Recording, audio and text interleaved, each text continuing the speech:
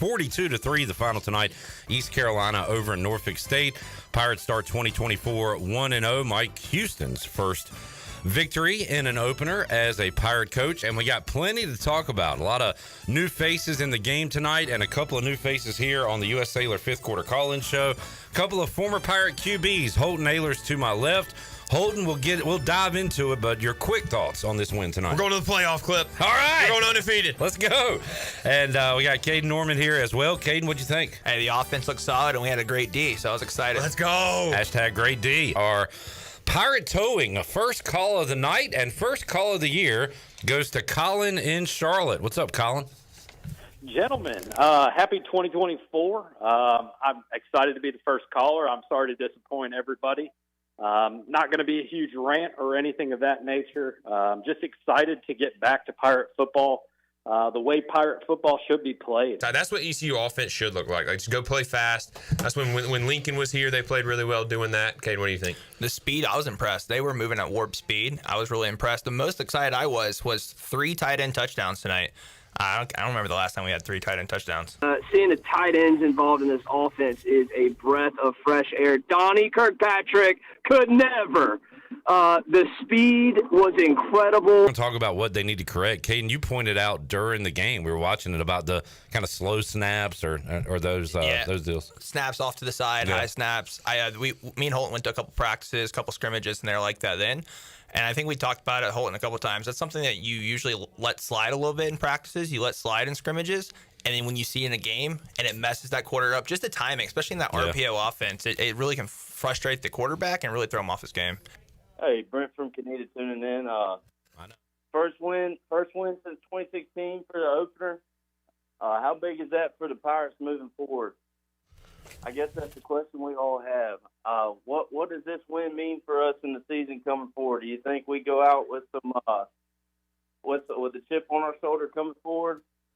Oh, well, let's talk about the opposite. If you lose this game, the season's over, and Mike Houston's career is over at ECU.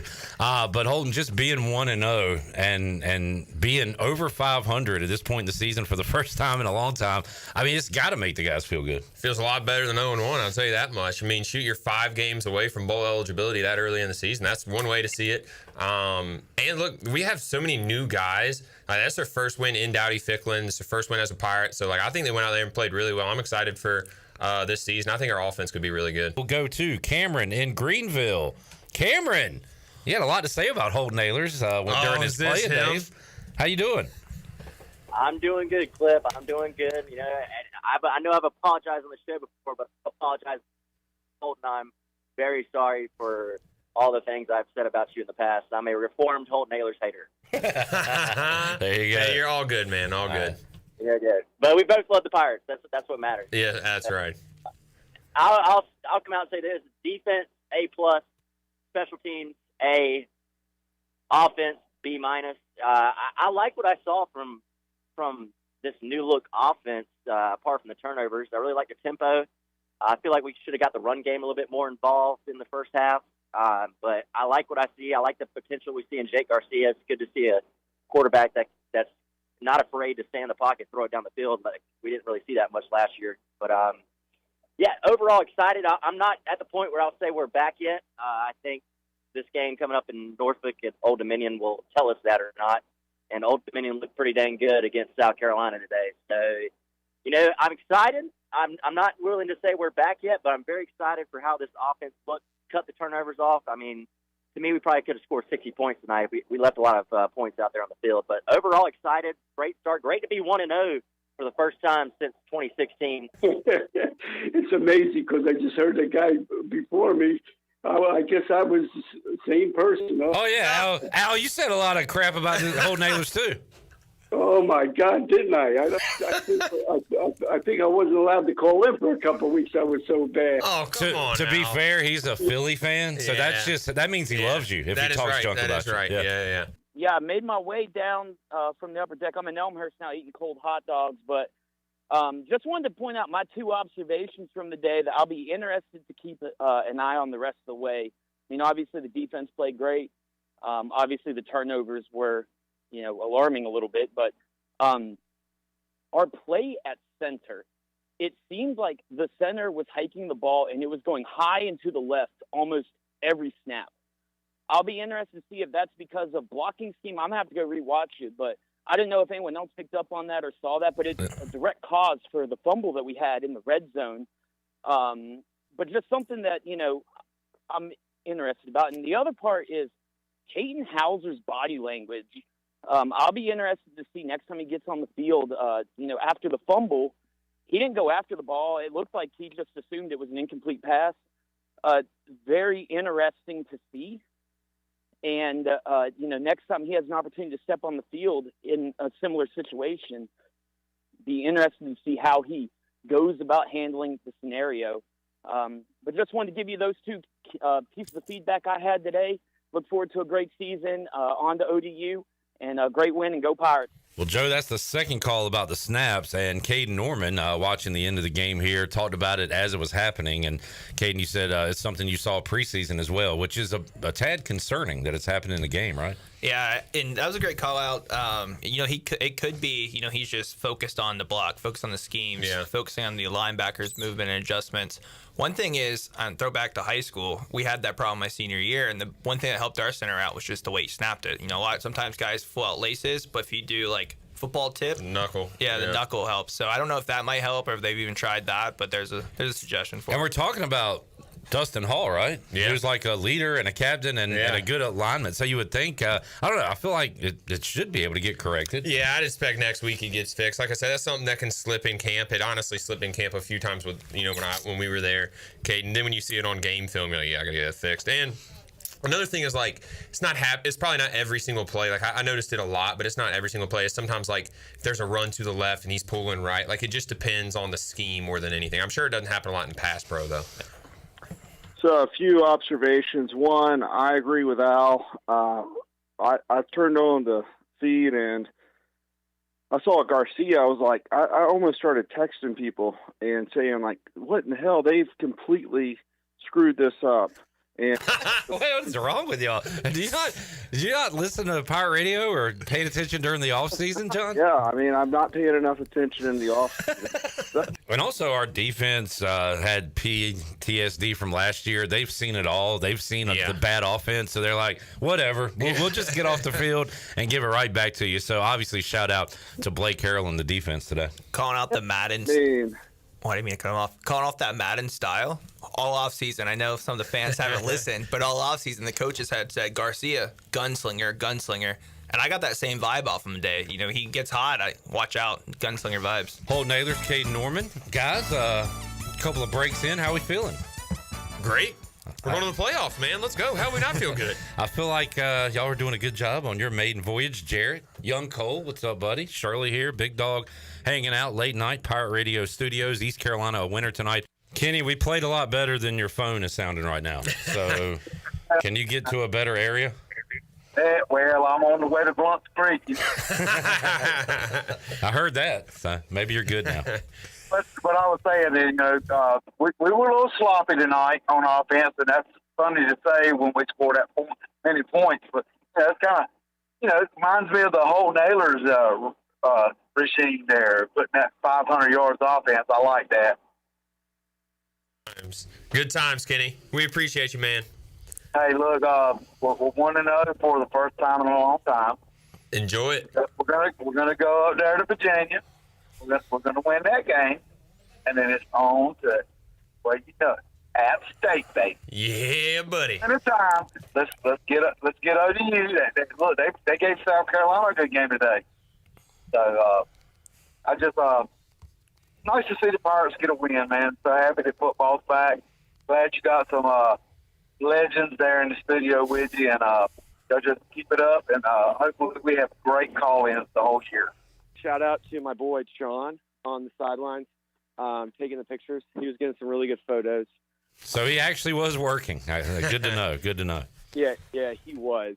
Couple changes I noticed when I was watching the game is I went to celebrate after first downs, and I look up and we had thrown an interception or scored or done something else.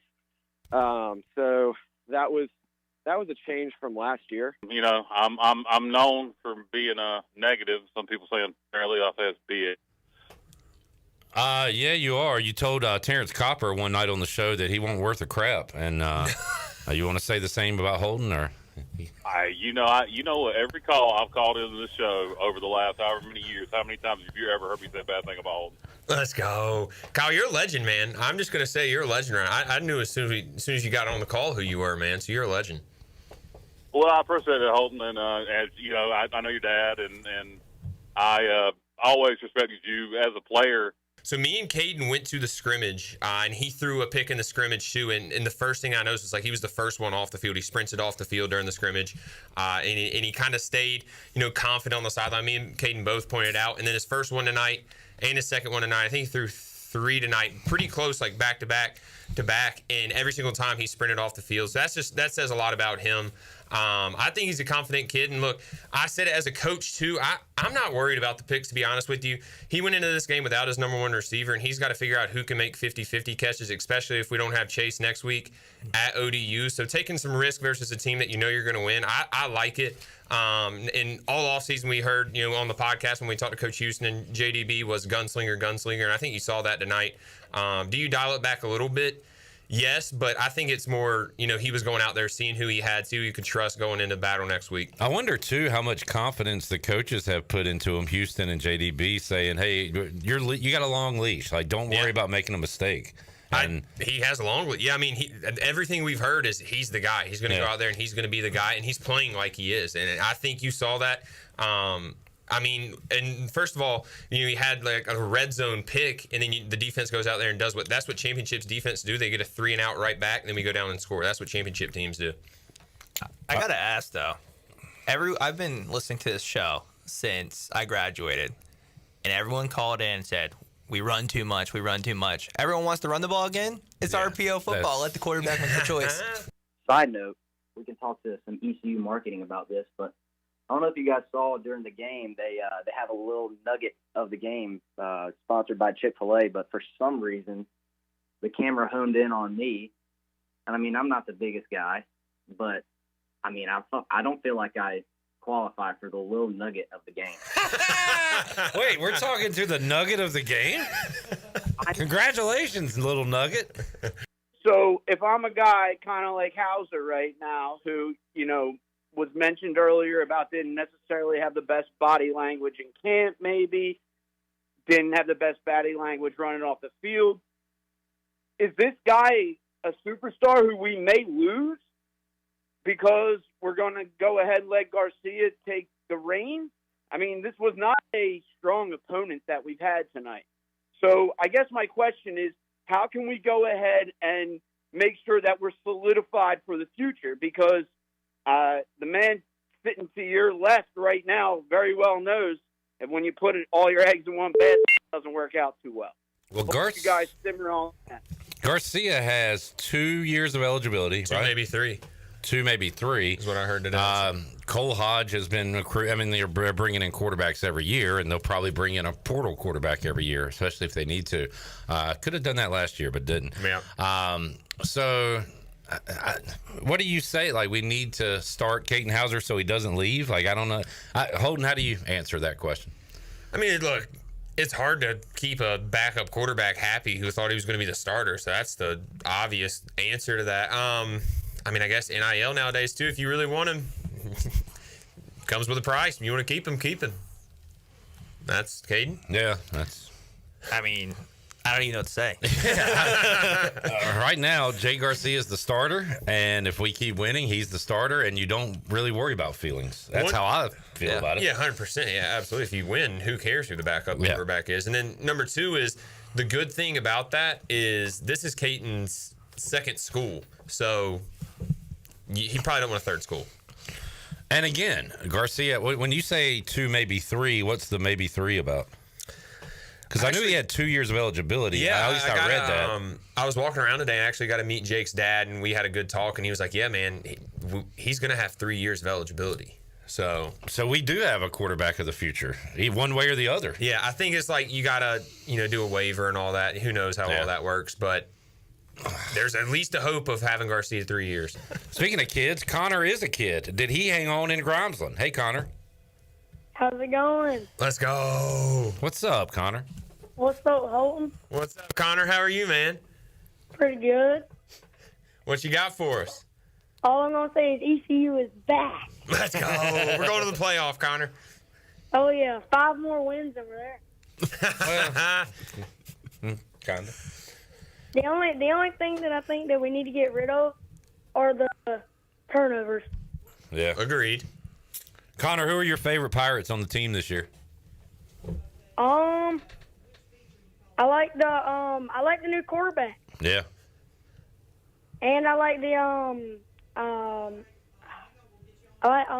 running back too. I like him too. Yeah. The ones that score touchdowns, Connor. That's a good answer, man. Oh yeah. All right, Connor. Well, thanks for staying up late with us tonight, man. Yes, sir. Thank you for having me. See you, Connor. Let's go to Reed in Georgia. What's up, Reed? Reed, you there? Yeah, I'm here. Hey, what's up, man? Hey, man. Hold on. Sorry, go. Hey, how you doing? What's up? Chillin'. Who's this? This is Bill. Who's this? This is Reed. Reed, did you call for a pizza? No, I called for This is Domino's. I'm sorry, Bill. I'm sorry. I did not. This is not Domino's. I did not mean to call you. I am sorry. All right, no problem, man. All right, we go to Curtis in Lake. We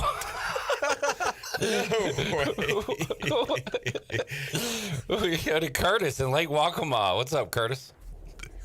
Hey, what's going on? Should I not have done that, Shirley? I mean, it's a U.S. Cellular fifth quarter call-in show. He knew who he was talking to. Reed, did he pre-call himself? Me, man. I don't know. Was he on 2 lines? Was that Big Reed, like the beer snapper? Reed, pop the top, Reed. Reed, call back. I don't know what the hell's going on. Should we get Reed on before we take a break, Shirley?